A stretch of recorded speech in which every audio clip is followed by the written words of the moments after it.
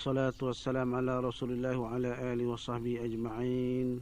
Rabbi syrah li sadri wa yassir li amri wa hlul 'uqdatam min lisani yafqahu qawli.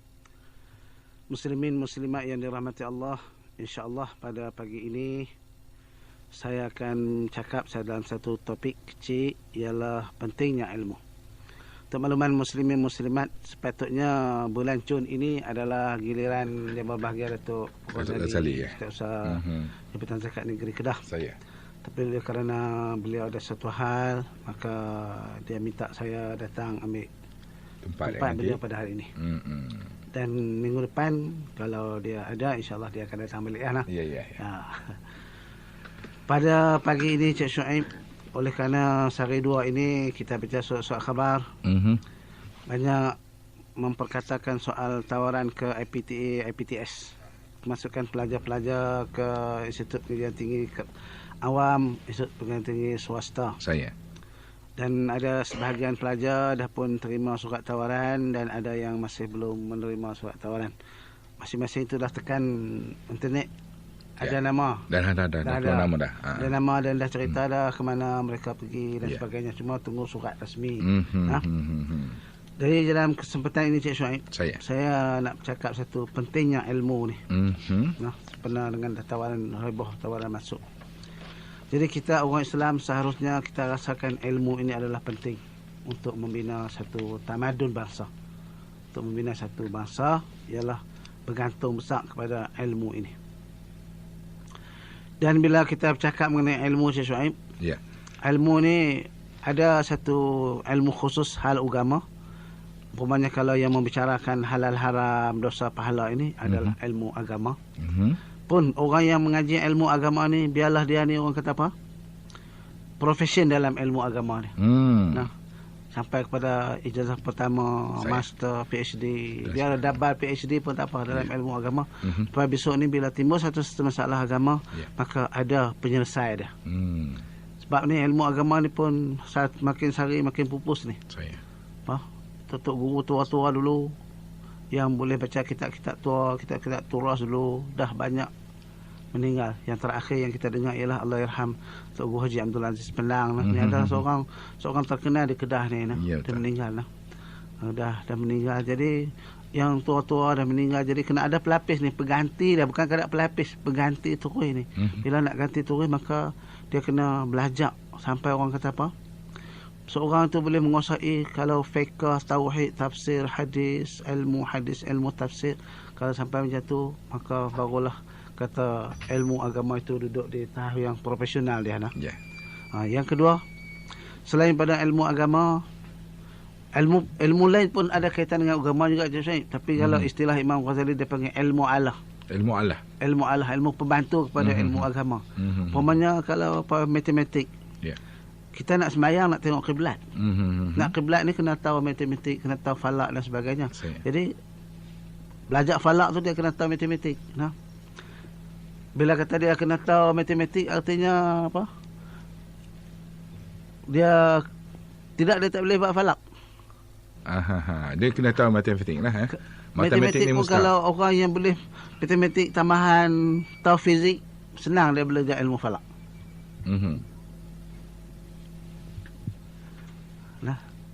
Dia senang belajar ilmu falak. Kalau dia tak boleh matematik, nak kira pun tak boleh, 2 kali 1 pun tak tahu berapa, dia tak usah belajar ilmu falak, dia tak boleh dah. Jadi tu ilmu alat. Jadi falak ni dah nak menuju kepada nak menentukan kiblat di mana, bila nak puasa, bila waktu sembahyang, ilmu falak. Tapi kalau kita tengok seolah-olah ilmu falak ni tidak ada kaitan dengan agama, tapi diistilahkan oleh Imam Ghazali sebagai ilmu Allah. Kena tahu, orang Islam kena tahu, supaya takkanlah bila nak sembahyang dia nak kena tanya orang tidak Islam untuk menentukan waktu sembahyang dia. Ini adalah tak logik, tak patut lah. Jadi maka kena orang Islam dia kena tahu ilmu falak. Kemudian dalam bahagian-bahagian lain, kejuruteraan, bukan kadang kata kejuruteraan nak baik lori, nak baik kereta kecil-kecil ni saja. Bahkan kena ada ahli-ahli, orang-orang ilmu ni tahu soal selok belok kapal terbang dan sebagainya. Pasal nak pergi ke Mekah kena ada kapal terbang. Kapal terbang kalau jadi apa-apa di mana bahagian kejuruteraan dia kena ada bahagian kejuruteraan kapal terbang, sama kapal terbang lah ni pula orang tak pakai polisterin. Komputer. Pakai komputer. Nak turun di mana semua ada komputer. Bukan kata kapal terbang je Syuaib. Ya. Saya satu hari pernah naik feri daripada Kuala Kedah nak pergi ke Langkawi. Kebetulan yang bawa feri tu kenal, diajak naik duduk di atas. Duduk di atas dekat kapten ya. Rupanya jauh, bukan nampak benda. Dia nampak objek sahaja. Jadi kompas dia tunjuk. Tu kata, Ustaz ni ada benda di depan Ustaz ni. Tapi kita tak tahu lah, bot ke tongkang kita tak tahu. Tapi ada benda. Pandai kata dia kita tunjuk dengan lampu. Jadi feri tu dia kena tuju pi. Jangan tuju ke betik objek tu lah. Kena elak lah. Tidak asal lagi bertembung. Bila dah dekat dah. Baru nampak objek. Barulah nampak kapal. Feri juga. Jadi semua guna komputer. Jadi ini orang Islam kena menguasai semua dalam bidang-bidang ini. Kemudian yang saya tertarik lagi Syuaib. Baru-baru ini pihak Jabatan Mufti diberi taklimat mengenai imunisasi campak. Imunisasi campak. Ya. Kerana dimaklumkan kata di Kedah kita ini banyak tempat tak mau terima imunisasi campak ini. Pasal mereka kata tak halal. Jadi pihak kesihatan buat taklimat mengenai imunisasi campak. Dan saya pun tanya, ahli-ahli tuan kuasa fatwa lain pun tanya, apa pentingnya campak, imunisasi campak ini. Maka diberitahunya kata imunisasi campak ini kalau tidak disuntik maka kemungkinan besar budak-budak yang bayi-bayi yang baru lahir ini kalau tidak disuntik dengan imunisasi campak ini, maka dia akan kena satu radang. Radang ni dia boleh merebak sampai ke otak. Bila sampai ke otak, budak ni boleh hilang akal, dia akan cacat otak dia. Ni. Maka itu pihak kesihatan lah menekankan soal imunisasi campak ini supaya semua orang Islam. Lepas itu, apa persoalannya? Ialah persoalannya orang-orang kampung tak mau ambil imunisasi campak ini sebab mereka kata bahan yang guna ini adalah tidak halal, tak bersih. Mereka tak mau dalam badan anak mereka ini masuk benda-benda yang tidak bersih. Kemudian bila kami bincang tanya pihak kesihatan, benda apa sebenarnya, mereka beritahu. Beritahu ada macam-macam bahan. Ada bahan halal ada bahan yang memang tidak halal. Bahan yang tidak halal ialah daripada babi. Dan ada bahan halal ialah daripada lembu. Sama lah juga bila orang nak pergi ke Makkah, dia kena cucuk satu cucuk meningitis meningokal. Ni radang otak. Kalau tak ada suntikan ni, dia ada kad khas tu. Kalau orang nak pergi haji tu, dalam kad kesihatan tu dia ada ruang khas meningitis meningokal. Sah. Ada tanda tangan doktor. Doktor pernah kena doktor kerajaan ataupun doktor yang disahkan oleh kerajaan. Bila pergi ke Saudi, kalau Saudi minta buku kesihatan, tak ada cucuk ni, dia hantar balik. Pentingnya. Kemudian bila pentingnya ini, maka kena cucuk. Pun timbul masalah ialah bahan meningitis meningokal ini ada dua bahan. Satu bahan yang diproses daripada babi, satu bahan yang diproses daripada tumbuh-tumbuhan. Soalnya sekarang ini, bidang ini orang lain buat. Bukan orang Islam buat. Bahan tu. Kalau yang daripada bahan yang tidak halal ni pun bukan orang Islam buat. Kalau bahan yang halal ni pun bukan orang Islam buat.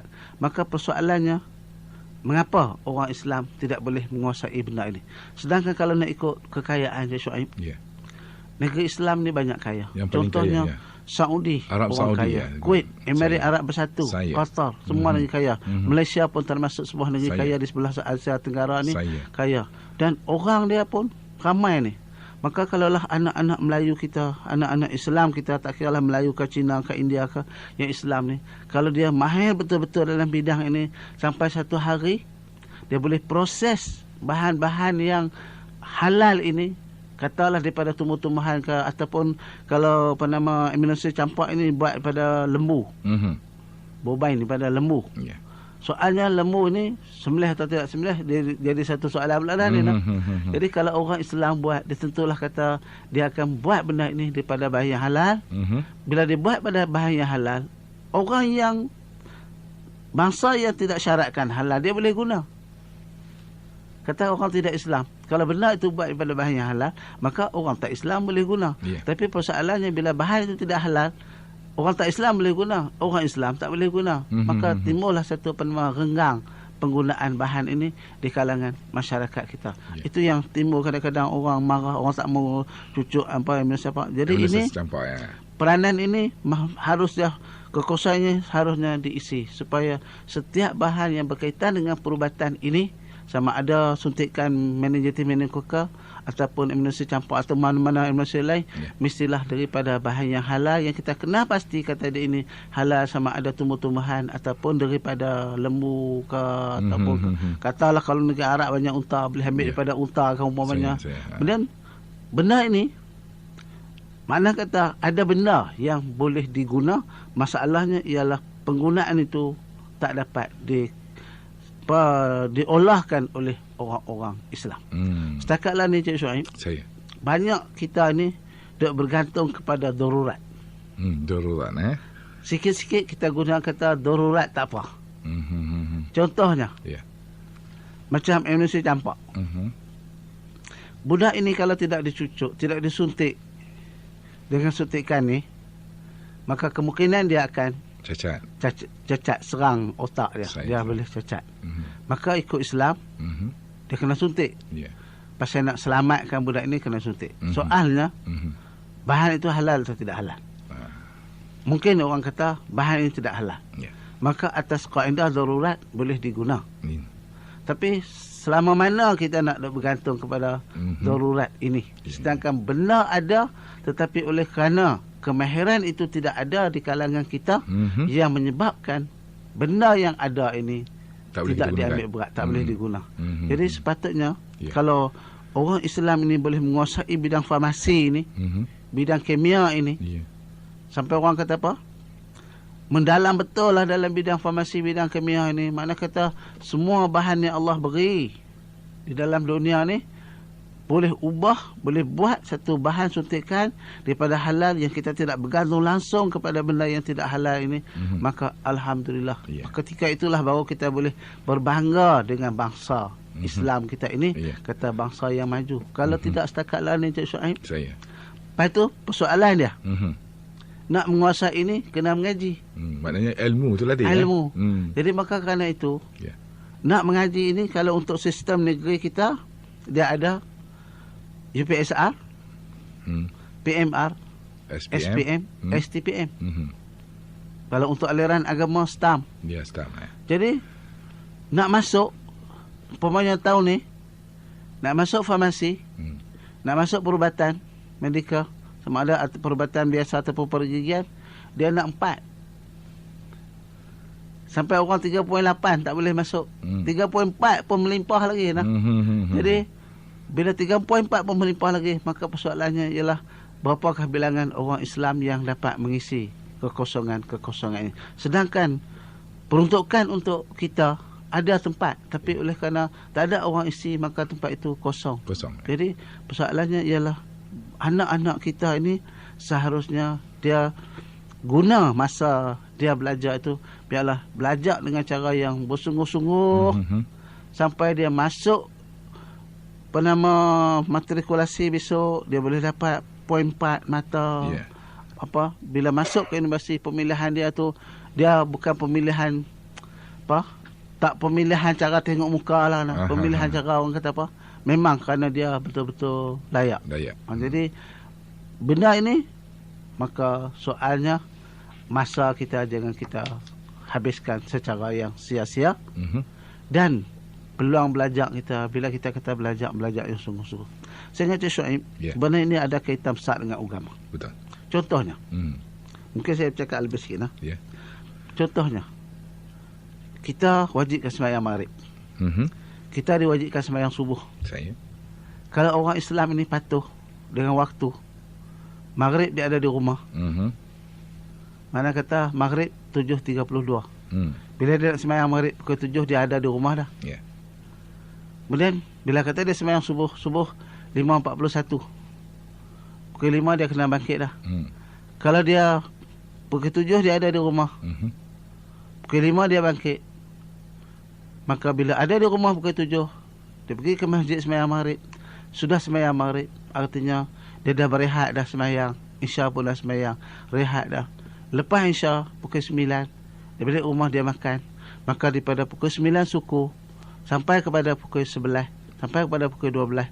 Artinya 9 suku, 10 suku, 11 suku, 12, 2 jam 45 minit ruang untuk dia baca. Tapi oleh kerana kita langgar peraturan Allah ini, maka anak-anak muda kita, anak-anak bangsa kita, pukul 9 masih duduk di pusat-pusat bandar. Pukul 10 masih ada di karaoke. Yang akhirnya dia yang terlibat dengan pelajaran pun, maka dia tidak guna masa dia untuk tumpu kepada pelajaran, tapi dia tumpu kepada hiburan. Yang akhirnya bila masuk peperiksaan, keluar keputusan peperiksaan, anak bangsa kita duduk di belakang. Kita tidak boleh marah kepada orang lain. Pasal apa? Peluang ilmu ini, kalau dari segi Islam sendiri pun, dia tidak kira kepada siapa. Pasal itu, nak habaq kata pentingnya ilmu ini, bila orang tawanan Badar itu, ditawan, Nabi tanya sahabat dia nak buat apa orang-orang ini. Maka Sayyidina Abu Bakar bagi cadang.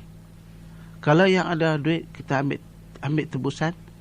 Kalau yang tak ada duit, ada ilmu, kita suruh dia mengajak anak-anak orang Islam. Satu orang mengajak 10 orang. Jadi Rasulullah terima konsep ini. Ni nak cerita kata ilmu itu betapa adalah pentingnya ilmu. Padahal yang kena tawan tu bukan orang Islam. Orang kafir, musyrikin. Tapi mengapa Nabi membenarkan mereka ini mengajak anak Islam? Oh, dia nak mengajak apa ni? Dia nak mengajak Quran kah? Mengajak Quran apa? Dia bukan Islam. Dia nak mengajak ilmu sembahyang kah? Dia bukan orang Islam. Tapi dia mengajak ilmu menulis, membaca. Maka diguna oleh Rasulullah cadangan Abu Bakar ini, maka orang-orang ini ditugas untuk mengajak. Nak cerita kata bagaimana pentingnya ilmu daripada zaman ke zaman. Tambah zaman kita ini, Encik Shuaib, zaman yang mencabar ini, maka ilmu adalah penting. Maka kerana itu, ibu bapa seharusnya memastikan anak dia mematuhi kehendak Allah ini. Maghrib ada di rumah, subuh bangkit awal. Lepas itu masa ruang, dia gunakan masa ini untuk beri tumpuan kepada pendidikan. InsyaAllah bila kita periksa SPM, masuk matrikulasi, habis matrikulasi, masuk universiti, insya-Allah kita akan tengok anak-anak bangsa kita ni akan menonjol. Kalau dia pergi masuk perubatan pun, dia habis ijazah pertama perubatan, dia khidmat 2 tahun sebagai nak melayakkan peraturan, luluskan peraturan kerjaan. Lepas itu habis 2 tahun dia boleh sambung dalam bahagian pengkhususan dia, spesialis bahagian perubatan dia. Maka keluar esok, jadi akan ramailah setakatlah ni adalah orang kita, doktor-doktor pakar. Biarlah pakar dalam semua bidang kita ada, supaya kita tidak hanya semata-mata bergantung kepada orang lain. Dan balik kepada bahan tadi, kita tidak hanya bergantung kepada darurat semata-mata. Biarlah darurat ni kita guna hanya masa-masa yang betul-betul terdesak saja. Cakaplah ni nak kata terdesak sangat pun tak boleh, pasal bahan ada, cuma kita tak boleh buat bahan tu pasal tidak ada ahli daripada kalangan orang kita. Jadi saya itu untuk saya saya sempat sampaikan pada begini, Cik Syed. Baik, terima kasih yang berbahagia Ustaz Haji Abdul Hamid Tahir. Itu dia.